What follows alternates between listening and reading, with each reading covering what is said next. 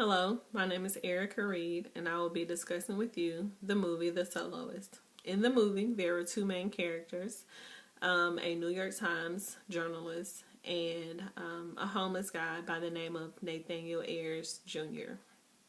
The journalist had to do a story, and so the story that he ended up doing was on Nathaniel. Nathaniel caught his attention because he was a homeless guy on the streets of New York.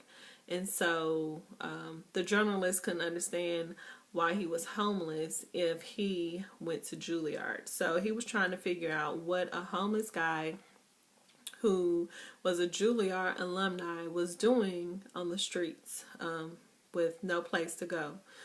So to dig a little deeper into Nathaniel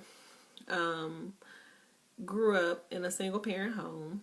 He had one sibling, a female sibling, they seem to be about in the same age bracket, but they didn't seem that close. However, he was very close to his mother.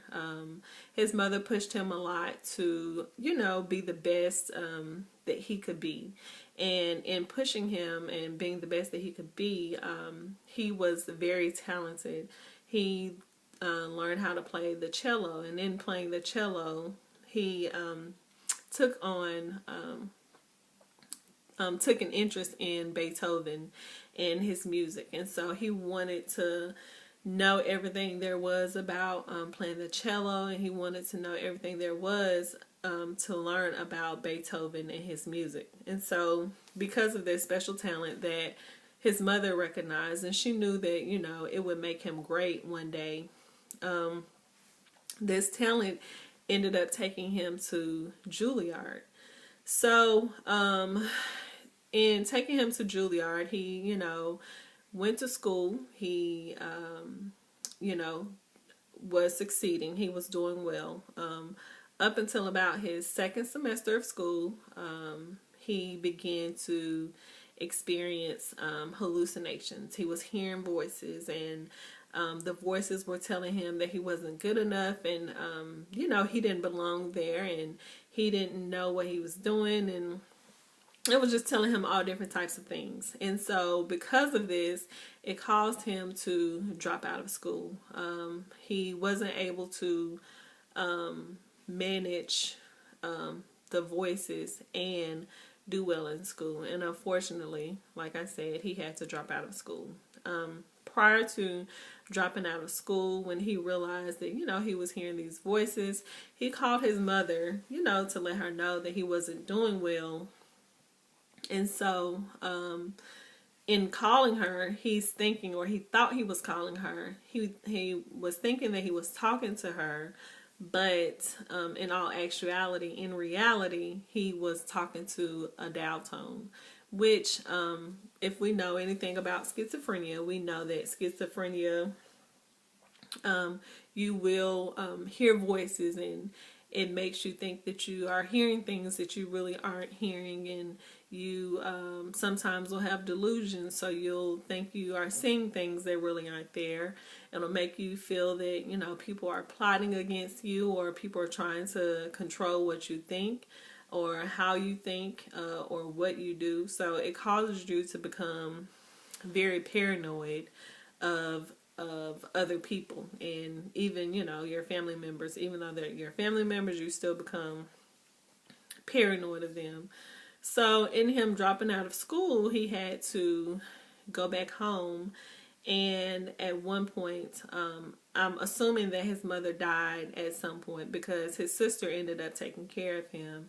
And in his sister taking care of him, he began to become paranoid of his sister, thinking that his sister was trying to poison him, which of course goes back to hallucinations and delusions and things of that nature. And so in one scene in the movie, it shows he had medication, but the medication was scattered all over the floor, which leads me to believe that he wasn't taking his medication. So,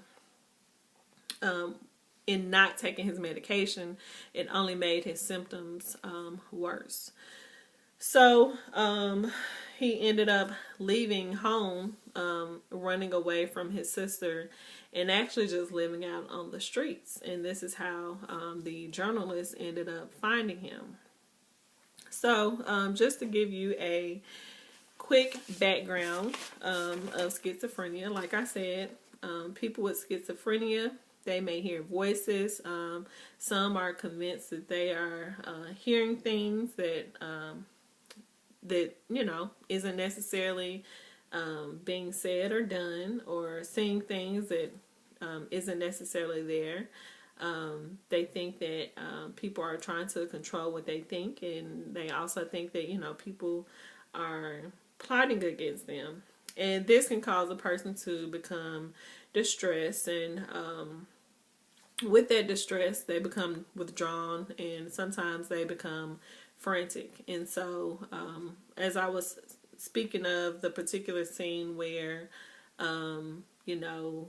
Nathaniel became paranoid of his sister, in becoming paranoid and thinking, your sister's trying to poison you, he became frantic and ran away. So this is how he ended up living on the streets. So in trying to figure out a diagnosis for Nathaniel, I began to look at various diagnoses on the schizophrenia spectrum. So I first looked at schizotypal personality disorder, which I actually ended up ruling that out, because people with schizotypal personality disorder, those people have odd beliefs and bizarre or odd behaviors. And I don't really feel that Nathaniel had odd beliefs, but some of his behaviors, yes, were odd, but not to the point that I feel like it's a characteristic for schizotypal personality disorder. People with this particular disorder, they are usually connected. However, people with schizophrenia, they're usually disconnected. They're disconnected from reality. And they usually, people with schizotypal personality disorder usually don't have delusions, and they usually don't have hallucinations. So, with that being said, to me, that just cancels out this particular disorder. So then I began to look at the schizoaffective disorder. And with schizoaffective disorder, a person with this particular disorder, they usually experience a combination of schizophrenia symptoms, which is hallucinations and delusions, along with mood disorder symptoms, like mania and depression. But I don't feel like that described Nathaniel either. I don't really feel like he was manic in any type of way, nor did I feel like he was depressed. Now, I do feel like at one point, because he was obsessed with cleaning, little areas, he wanted to make sure that his cleaning space was very clean. So he was trying to,